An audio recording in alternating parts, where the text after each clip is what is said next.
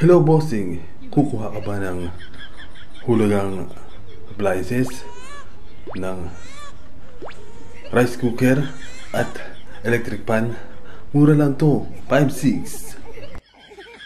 Oh bossing, kukuha ko. Quality ba yung mga appliances mo? Baka yan ay mahinang klase. Quality ang aking appliances bossing. Ang aking rice cooker ay makakatipid ka kasi pang isang buwan ang iyong sinaing.